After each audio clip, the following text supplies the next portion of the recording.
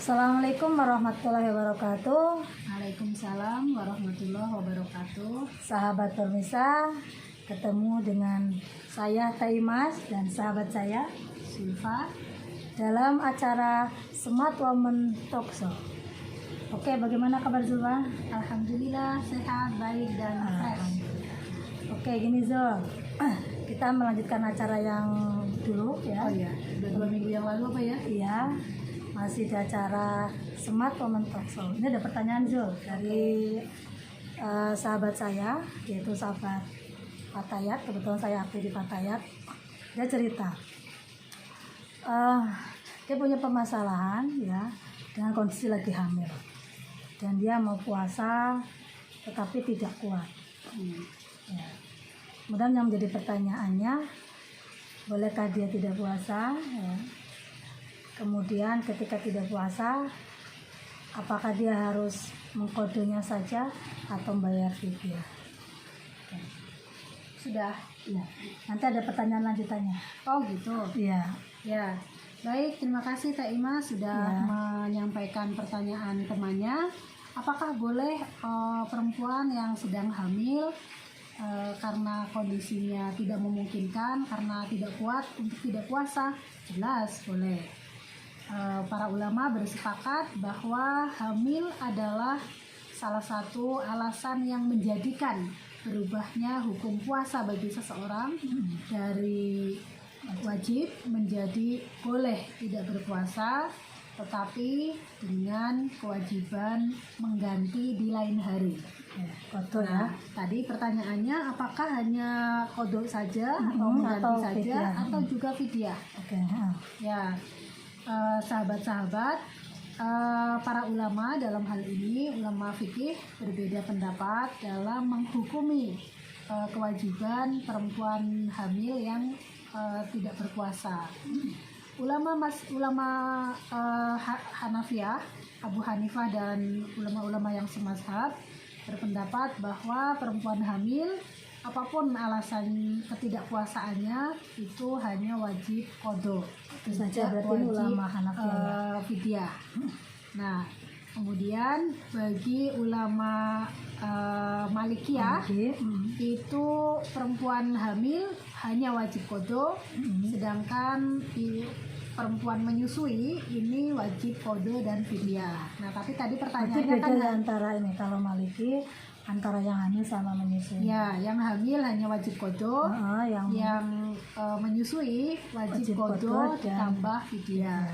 Sedangkan ulama Syafi'iyah, Imam Syafi'i dan ulama-ulama yang semazhab, para pengikutnya, serta ulama Hambali, Imam Hambali dan yang semazhab, itu berpendapat bahwa perempuan hamil wajib mengqadha jika nanti sudah kuat puasa,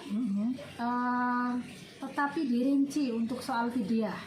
Berarti dirinci antara qadha dan fidyahnya. Ya, perempuan hamil yang wajib qadha saja adalah mereka yang tidak berpuasa karena secara objektif fisiknya dia sendiri tidak memungkinkan.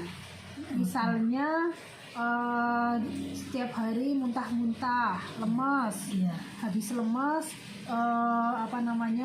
dia kan butuh makan dan minum, energi. Ya, jadi keadaannya kalau diteruskan puasanya, dirinya dia sendiri itu bisa mendapatkan madorot atau sakit kan? Ya, sakit, bahaya. Nah, sedang orang yang seperti ini itu hanya wajib qadha. Berarti kalau khawatir hanya untuk dirinya sendiri, kalau menurut mazhab Syafi'i itu dia hanya wajib qadha. Ya, dia khawatir nanti kalau saya puasa saya akan lemes. Ya, sakit atau lah, memang saya betul-betul saya sudah mencoba. Saya sebenarnya ingin puasa, tapi saya sudah mencoba nggak kuat. Nah, itu wajib qadha saja. Atau dia belum puasa tapi sudah bisa memprediksikan. Itu berlaku bagi yang hamil sama menyusui. Ya. Nah, kemudian kalau dia memilih tidak puasa dikarenakan mengkhawatirkan janinnya ketika dia hamil, takut keguguran, takut bayi janinnya tidak berkembang secara optimal, secara normal, maka dia di samping wajib qadha juga wajib membayar fidyah. Nah, jadi perinciannya kalau menurut Imam mazhab Syafi'i dan mazhab Hambali tergantung siapa yang dikhawatirkan, siapa yang dia takutkan resikonya, dirinya sendiri atau bayinya. Tapi kalau bayinya otomatis dirinya juga ya. Nah, misalnya kalau mengkhawatirkan dirinya otomatis bayinya ya, karena kan bayinya kalau orang menyusui itu, contoh kalau sudah siang susunya kan sedikit. Jadi kalau pengalaman saya sih gini Zul, dulu pas menyusui Nazil itu saya tetap puasa karena saya merasa kuat, dan ada strategi yang saya lakukan. Jadi yang biasanya kalau puasa itu makan 2 kali, sekarang 3 kali malamnya. Jadi buka puasa terus mau tidur jam 12 makan sahur juga makan lagi. Karena kita persiapan untuk paginya. Jadi sampai siang pun alhamdulillah kayak Nazil tetap bisa susunya saya tetap keluar. Jadi bisa tetap puasa sehingga tidak punya hutang karena menyusui. Ya itu juga bagus sekali kalau memang memungkinkan. Nah, kalau tidak memungkinkan jangan memaksakan diri, nanti bisa berbahaya baik dia sendiri maupun bayinya. Ini Zul, tadi kan kita bicara tentang fidyah. Itu kan bagian dari konsekuensi dari ketika kita tidak melakukan puasa, dan ada beberapa orang yang boleh tidak melakukan puasa atau rukhsah. Itu sih berlaku untuk siapa saja. Kalau rukhsah yang mendapatkan yang boleh tidak puasa. Selain ibu hamil dan menyusui, golongan yang mendapat rukhsah atau kebolehan tidak berpuasa pada bulan Ramadan itu adalah orang sakit. Orang sakit misalnya tipes atau diabetes, atau dia sedang dirawat opnam di rumah sakit, lemes gitu, itu juga boleh tidak puasa. Kemudian musafir itu orang yang bepergian jauh, yang bepergiannya itu menjadikan masyakot atau kesengsaraan jika tidak makan dan minum. Nah, itu juga boleh tidak puasa. Jauhnya itu berbeda-beda menurut para ulama, tapi yang paling masyhur adalah 81 kilo. Kemudian boleh juga orang tua yang sudah lansia yang payah, lemah. Nah, lemah yang tidak ya secara objektif memang tidak mampu berpuasa. Nah, itu juga boleh tidak berpuasa. Kalau masih bisa diharapkan nanti kuat lagi orang tua itu, dia wajib qadha. Tapi kalau hanya maksud saya tidak bisa diharapkan untuk kembali pulih kekuatannya, sudah sangat sepuh sekali, maka cukup membayar fidyah. Fidyah itu diberikan ke siapa saja? Fidyah itu peruntukannya hanya untuk fakir dan miskin. Jadi ini beda ya dengan zakat. Kalau zakat itu ada asnafus samaniyah, 8 golongan. Selain fakir miskin ada ibnu sabil, ada mu'alaf, ada gharim atau orang yang terlilit hutang, ada sabilillah. Nah, kalau fidyah ini hanya diperuntukkan bagi fakir dan miskin saja. Kemudian gini Zul, bagi orang yang masyarakat tidak melaksanakan puasa, kan salah satunya adalah qadha atau fidyah yang harus dilakukan. Kemudian kapan sih dia harus membayar fidyahnya? Apakah contoh gini, saya punya ibu nih nggak kuat puasa, kemudian hari itu juga, atau nanti setelah puasa selesai? Maksudnya setelah Ramadan selesai? Waktu membayar fidyah itu boleh per hari, tetapi harus menunggu maghrib. Nah, jadi misalnya hari ini nggak puasa, boleh bayar fidyah nanti setelah maghrib. Sebelum maghrib belum boleh. Berarti setelah buka puasa ya? Ya, setelah masanya orang berbuka, itu kita sudah mulai boleh bayar fidyah. Boleh per hari. Jadi misalnya sedang hamil, tanggal 1 kuat puasa, tanggal 2 tidak, lalu tanggal 2 bayar fidyah pada malam tanggal 3 itu boleh. Tetapi boleh juga keesokan harinya itu juga boleh. Boleh juga dikumpulkan dulu sampai akhir Ramadan, nanti di total hutangnya berapa, maksudnya berapa kali tidak puasa, Akumulasi berarti ya. ya diakumulasi, habis itu baru bayar fidyah. Misalnya ternyata 10 hari nggak puasanya, nah berarti bayar 10 mud kepada fakir miskin. Oh ya, tadi saya belum selesai soal fakir miskin. Nah, fakir dan miskin itu adalah memiliki persamaan, sama-sama orang yang tidak mampu hidup layak dari penghasilannya sendiri. Artinya tidak punya harta yang cukup untuk membiayai hidupnya dengan standar kelayakan pada umumnya.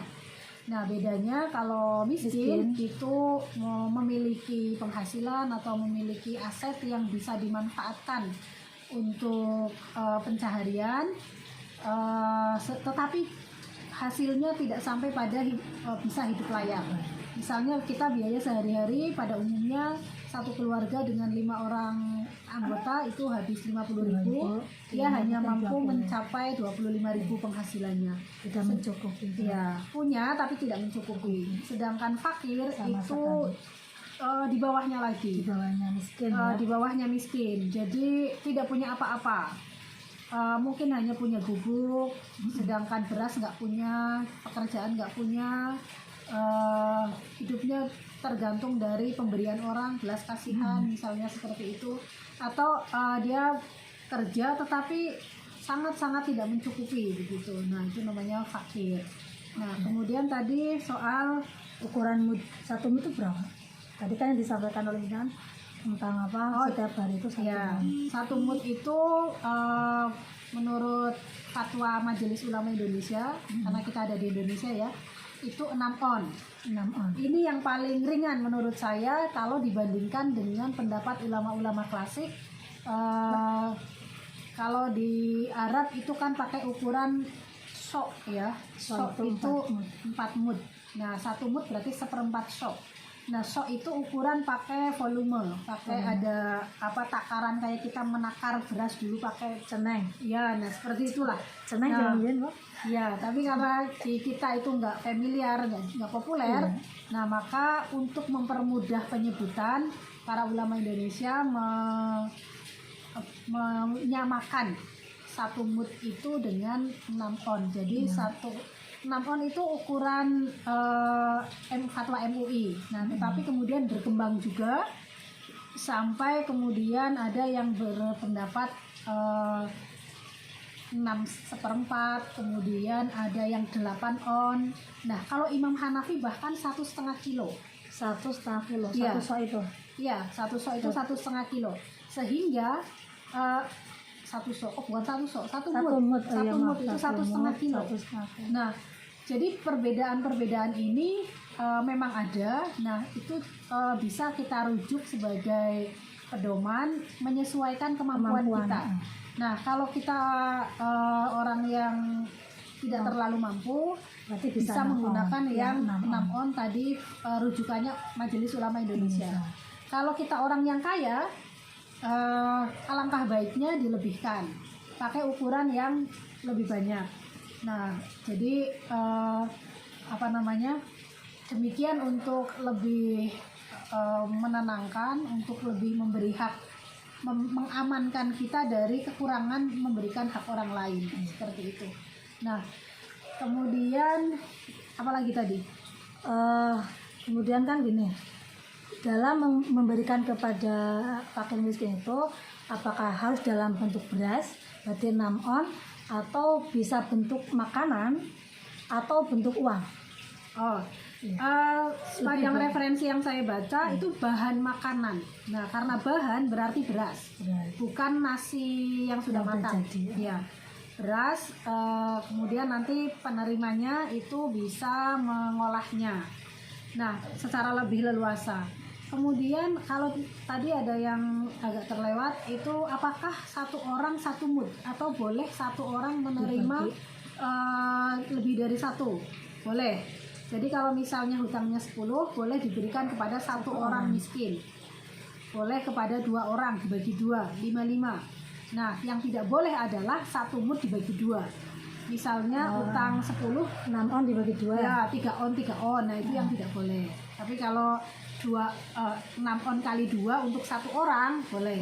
Kalau 6 on dibagi 2 untuk 2 orang nggak boleh. Nah terus tadi apakah boleh uang? ya, diganti dengan uang. Diuangkan apa boleh? Boleh menurut Imam Hanafi. Jadi kalau kita tidak punya beras yang bukan juragan beras, bukan petani yang berasnya tinggal menggilingkan padi, harus beli dulu, belinya pakai uang. Nah boleh nggak bayar pakai uang? Boleh menurut Imam Hanafi. Caranya bagaimana? Caranya hitung harga beras pada saat berarti. ya harga beras pada saat itu berapa nilainya, kalau ukuran 1 mut itu uangnya berapa. Nah kalau misalnya sekarang harga beras 1 kilo 10.000, berarti 1 mut itu berarti menggunakan ukuran MUI 6.000 rupiah. 6.000 kali 10 hari 60. Nah berarti kalau utangnya 10 hari kita mengeluarkan 60.000. Boleh diberikan ke 1 orang fakir atau 1 orang miskin, boleh juga dibagi untuk 2, 3, 4 orang, maksimal 10 orang, karena 1 orang minimal harus diberi 1 mut. Alhamdulillah, terima kasih Zulfa pencerahannya. Ya. Dan beberapa pertanyaan tadi sudah saya sampaikan ya. Dan semoga apa yang kita diskusikan hari ini bermanfaat buat khususnya perempuan ya, karena pertanyaan itu muncul dari ibu-ibu atau mbak-mbak yang memang selagi menyusui atau hamil. Ya, amin. Mudah-mudahan bermanfaat. Oke, terima kasih masih dari saya dan Mbak Zulfa dalam acara Smart Woman Talk Show, dan kita akan bertemu di acara selanjutnya. Insya Allah. Terima kasih Zul. Sama-sama Teteh, sudah main ke rumah. Oke, sama-sama. Terima kasih. Wassalamualaikum warahmatullahi wabarakatuh. Waalaikumsalam warahmatullahi wabarakatuh.